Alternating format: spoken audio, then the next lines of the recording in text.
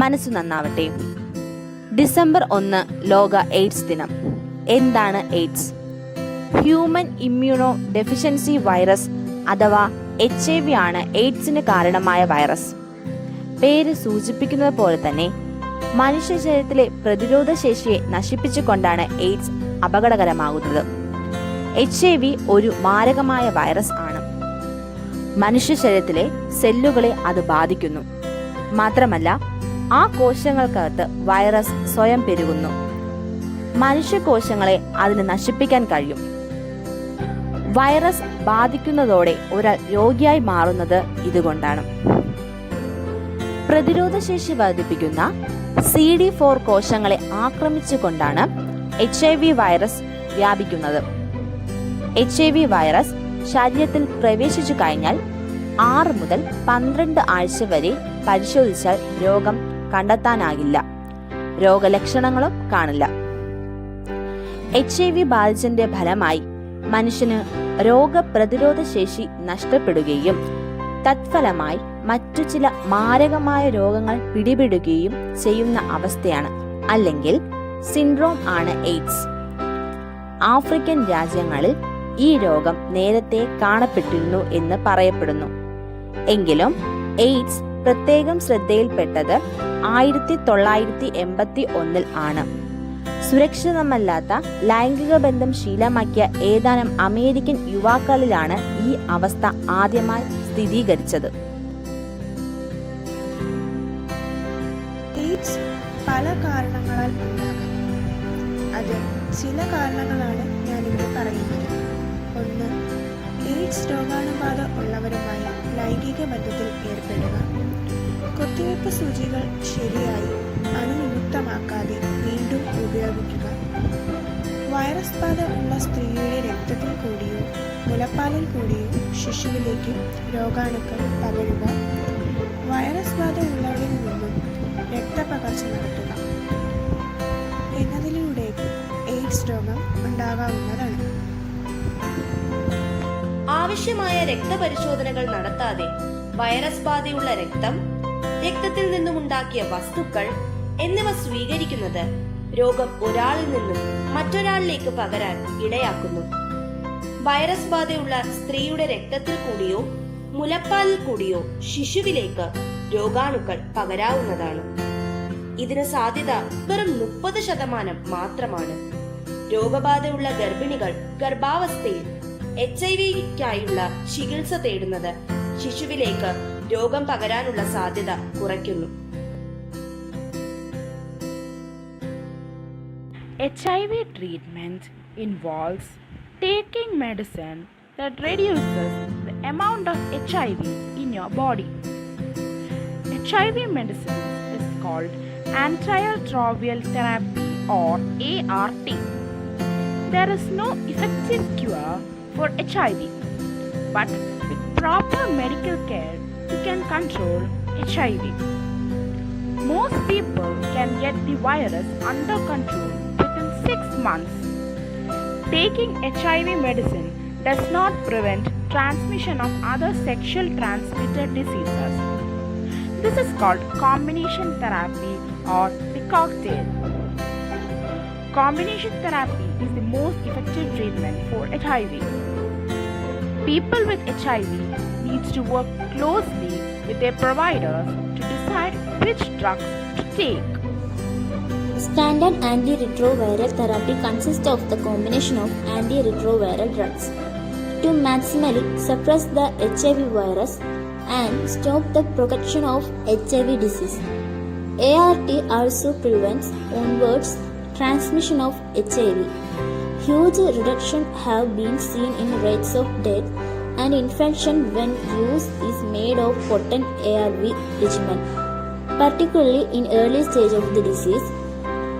WHO recommends ART for all people with HIV as soon as possible after diagnosis, without any restriction of CD4 counts.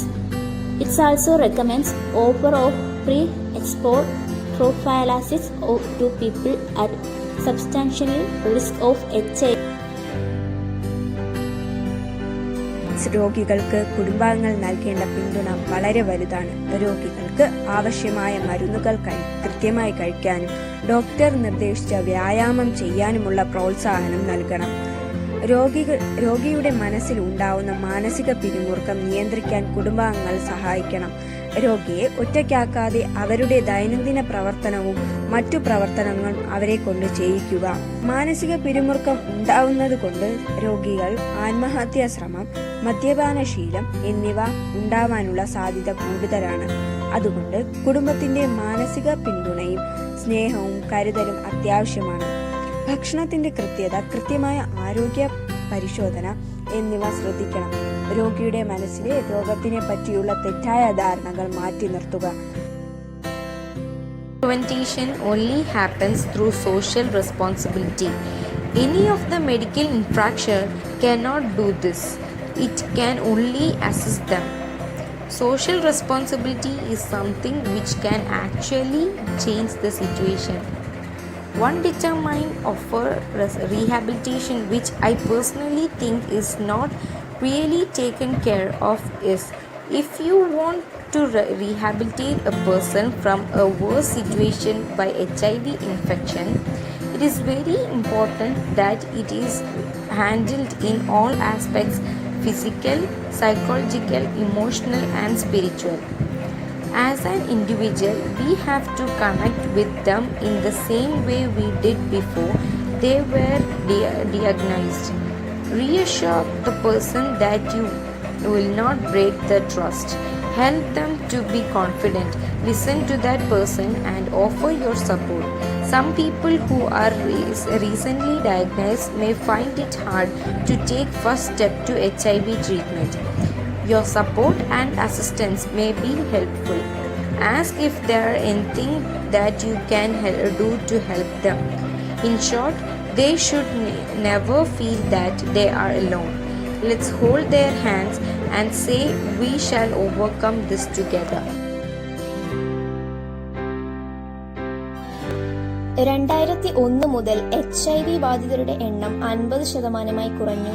പക്ഷേ ART ചികിത്സ ലഭ്യമായിട്ടും ആശുപത്രികളെക്കുറിച്ചോ ക്ലിനിക്കുകളെക്കുറിച്ചോ കൂടുതൽ അറിവ് ലഭ്യമാകാത്തത് കൊണ്ട് അവർ രോഗത്തിന്റെ ഇരകളായി മാറുന്നു.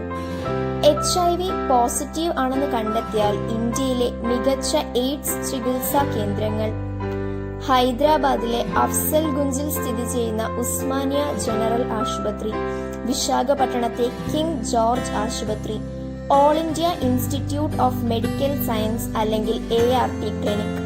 അതുകൂടാതെ തമിഴ്നാട്ടിലെ സിദ്ധ മെഡിക്കൽ കോളേജ് ആശുപത്രിയിൽ എയ്ഡ്സ് പരിശോധന സൗജന്യമായി നടത്തിവരുന്നു. ഇന്ത്യയിലെ പോലെ തന്നെ കേരളത്തിലും മികച്ച എയ്ഡ്സ് ചികിത്സാ കേന്ദ്രങ്ങളുണ്ട്. ആലപ്പുഴ, എറണാകുളം, കൊല്ലം, കണ്ണൂർ, കോട്ടയം, കാസർഗോഡ്, കോഴിക്കോട്, പാലക്കാട്, തൃശൂർ, തിരുവനന്തപുരം എന്നീ ജില്ലകളിലാണ് ART സെന്ററുകൾ പ്രവർത്തിച്ചുകൊണ്ടിരിക്കുന്നത്. ഇവയിൽ എടുത്തു പറയേണ്ട ചില പ്രധാനപ്പെട്ടവയാണ് തിരുവനന്തപുരത്തെ അമൃത എയ്ഡ്സ് കമ്മ്യൂണിറ്റി കെയർ സെന്ററും ജ്വാലിസ് അല്ലെങ്കിൽ ഇൻഗേറ്റ് കൗൺസിലിംഗ് ആൻഡ് ടെസ്റ്റിംഗ് സെന്ററുകളും. വൈദ്യശാസ്ത്ര വകുപ്പിന് കീഴിൽ പ്രവർത്തിക്കുന്ന കേരളത്തിലെ എല്ലാ ഗവൺമെന്റ് മെഡിക്കൽ കോളേജുകളും സ്ഥാപിച്ചിട്ടുള്ള ART കേന്ദ്രങ്ങളാണ് ഉഷസ്, കേരള സംസ്ഥാന AIDS control society, KSACS HIV പകർച്ചവ്യാധി നേരിടുന്നതിൽ പ്രധാന പങ്ക് വഹിച്ചുകൊണ്ടേയിരിക്കുന്നു. HIV വന്ന ഒരാൾക്ക് ആശുപത്രിയിൽ പോയി ചികിത്സ തേടാനോ HIV ക്ലിനിക്ക് എന്ന് എഴുതി വെച്ചിരിക്കുന്നിടത്ത് ചെന്ന് HIV ടെസ്റ്റ് ചെയ്യാനൊന്നും ആവശ്യപ്പെടാൻ പറ്റില്ല. കാരണം അവരെ സമൂഹം ശ്രദ്ധിക്കും. HIV ബാധ ഉണ്ടായിട്ടുള്ള ഒരാൾക്ക് നമുക്ക് കൗൺസിലിങ്ങിലൂടെ അവർക്ക് സിറിഞ്ചിലൂടെയോ അതോ മറ്റേത് തരത്തിലാണ് HIV ബാധിച്ചത് എന്നറിയാം. ഒരു രോഗിക്ക് ആദ്യം തന്നെ ഒരു ഫ്രീ ടെസ്റ്റ് കൗൺസിലിംഗ് കൊടുക്കും. പിന്നീട് അവർക്ക് ഈ നൽകുന്ന മെഡിസിൻ അവർക്ക് അസുഖം മാറുമെന്ന് ഉറപ്പ് കൊടുക്കും. അവരുടെ വ്യക്തിപരമായ കാര്യങ്ങളോ അഡ്രസ് മുതലായ കാര്യങ്ങളോ മറ്റാർക്കും, അതായത് പുറത്തേക്ക് അയക്കാറില്ല. ഡിസ്ട്രിക്ട് ലെവലിൽ കൊടുക്കുമ്പോൾ എത്ര പേരാണ്, അതിൽ ഇത്ര പോസിറ്റീവ് ഇത്ര നെഗറ്റീവ് എന്ന് നമ്പേഴ്സ് മാത്രമേ കൊടുക്കാറുള്ളൂ. അല്ലാതെ അവരുടെ ഡീറ്റെയിൽസ് ഒന്നും തന്നെ കൊടുക്കാറില്ല. ഗവൺമെന്റ് ഫ്രീ ആയി കൊടുക്കുന്ന ഒരു മെഡിസിൻ ആണ് ഇത്. ഇപ്പോഴും ലോകമെമ്പാടുമുള്ള കോടിക്കണക്കിന് ആളുകളെ ബാധിച്ചുകൊണ്ടിരിക്കുന്ന ഒരു രോഗമാണ് എയ്ഡ്സ്. എയ്ഡ്സ് അഥവാ HIV എന്ന രോഗം ബാധിക്കുന്നത് രോഗിയുടെ ശരീരത്തെ മാത്രമല്ല അവരുടെ മാനസികാരോഗ്യത്തെ കൂടിയാണ്. ഇതിനുള്ള പ്രധാന കാരണം ആളുകളുടെ തെറ്റായ മനോഭാവവും രോഗികളോടുള്ള തെറ്റായ സമീപനവുമാണ്. എയ്ഡ്സ് പകരുന്നത് എങ്ങനെയെന്നുള്ള തെറ്റിദ്ധാരണകൾ ആളുകൾക്കിടയിലുണ്ട്. ഉദാഹരണം, ആലിംഗനം, ചുംബനം എന്നിവയിലൂടെയും ഭക്ഷണം പങ്കിടൽ, ക്ലാസ്സിലും പങ്കിടൽ എന്നിവയിലൂടെയും എയ്ഡ്സ് പകരാമെന്ന തെറ്റിദ്ധാരണ ചില ആളുകൾക്കിടയിൽ നിലനിൽക്കുന്നുണ്ട്. അതുകൊണ്ട് തന്നെ ഈ രോഗത്തിന് അടിമപ്പെട്ട ആളുകളെ ഇവർ മാറ്റി നിർത്തുന്നു. ഇവരോട് അടുത്തിടപെട്ടാൽ തനിക്കും രോഗം പകരും, അതിലൂടെ താനും സമൂഹത്തിൽ മാറ്റി നിർത്തപ്പെടുമെന്ന ചിന്താഗതിയുള്ള ആളുകൾ നമുക്കിടയിൽ ജീവിക്കുന്നുണ്ട്.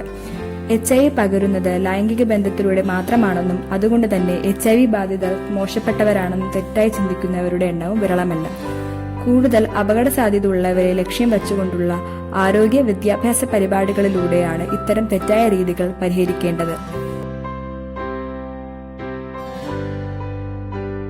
എയ്ഡ്സ് എന്ന മാരകമായ രോഗാവസ്ഥയെ ഫലപ്രദമായി പ്രതിരോധിക്കുവാനുള്ള ശ്രമമാണ് ലോക എയ്ഡ്സ് ദിനാചരണത്തിന് വിത്തുപാകിയത്. എപ്രകാരമാണ് HIV പടരുന്നതെന്ന് മനസ്സിലാക്കിയിരുന്നാൽ തീർച്ചയായും ഈ വില്ലനെ പ്രതിരോധിക്കുവാൻ സാധിക്കും. ലോക എയ്ഡ്സ് ദിനം ഇതിനുള്ള ഉത്തരമാണ്. എയ്ഡ്സിനെതിരെയുള്ള പോരാട്ടത്തിൽ അധികം വൈകാതെ തന്നെ നാം വിജയം നേടുമെന്ന കാര്യത്തിൽ സംശയമില്ല. എന്നാൽ അതുവരെ നാം ശ്രദ്ധാപൂർവം നീങ്ങേണ്ടിയിരിക്കുന്നു. എയ്ഡ്സ് രോഗികൾക്ക് ശാരീരികവും മാനസികവുമായ കൈത്താങ്ങ് ആവശ്യമാണ്. അവരെ ഉൾക്കൊള്ളുകയും ആശ്വസിപ്പിക്കുകയും ചെയ്യേണ്ടത് ഈ സമൂഹത്തിന്റെ കടമയാണ്. എയ്ഡ്സിന്റെ ഭീകരതയെപ്പറ്റി നാം കൂടുതൽ ബോധവാന്മാരാകണം. ശരീരത്തിന്റെ പ്രതിരോധ ശേഷിയെ തകർത്തുകൊണ്ട് ഓരോ അവയവത്തെയും പ്രതികൂലമായി ബാധിക്കുന്ന ഈ മാരകരോഗത്തിനെ കീഴടക്കിയില്ലെങ്കിൽ വളരെ ഭീകരങ്ങളായ പ്രത്യാഘാതങ്ങൾ നാം അനുഭവിക്കേണ്ടതായി വരും. ലോക എയ്ഡ്സ് ദിനം ഇത്തരം ചിന്തകൾ നമ്മിലേക്ക് എത്തിക്കട്ടെ. സഹജീവികളുടെ മാനസിക ശാരീരിക പ്രശ്നങ്ങൾ നമ്മുടേതു കൂടിയാണെന്ന തിരിച്ചറിവോടുകൂടി നമുക്ക് മുന്നോട്ട് പോകാം. എയ്ഡ്സ് രോഗം ബാധിച്ചവർക്ക് മാനസികവും ശാരീരികവുമായ പിന്തുണ നൽകുന്നത് അവരുടെ രോഗപ്രതിരോധ ശേഷിക്ക് മാത്രമല്ല ഗുണകരമാകുന്നത്, മറിച്ച് അവരുടെ സാമൂഹിക ജീവിതം കൂടുതൽ അനായാസമാക്കുക കൂടി ചെയ്യുന്നു. പുനരധിവാസ കേന്ദ്രങ്ങളും പുനരധിവാസ പ്രവർത്തനങ്ങളും എയ്ഡ്സ് രോഗം ബാധിച്ചവരുടെ പുനർജനി കേന്ദ്രങ്ങൾ കൂടിയാണെന്ന് നിസ്സംശയം പറയാം. എയ്ഡ്സ് രോഗികളോടുള്ള നമ്മുടെ സമൂഹത്തിന്റെ കാഴ്ചപ്പാട് ആർദ്രമാകേണ്ടിയിരിക്കുന്നു. അവരെ കൂടി ജീവിതത്തിന്റെ വിവിധ രംഗങ്ങളിൽ നമുക്കൊപ്പം കൂട്ടേണ്ടിയിരിക്കുന്നു. രോഗത്തിന്റെ വേദനയിലും തീവ്രതയിലും കാരുണ്യത്തിൽ ചാലിച്ച ഒരു പുഞ്ചിരി പോലും അവർക്ക് സ്വർഗമായേക്കാം. ഒരു കൈത്താങ്ങായാൽ അവർക്ക് നിവർന്നു നിൽക്കാനായേക്കാം. അന്യജീവൻ ഉതകി സ്വജീവിതം ധന്യമാക്കും അമലേ വിവേകികൾ എന്ന കവിവാക്യത്തോടെ ഉപസംഹരിക്കുന്നു. പട്ടം GMGHSSന്റെ NSS യൂണിറ്റിനു വേണ്ടി ഹൃദയപൂർവ്വം നന്ദി.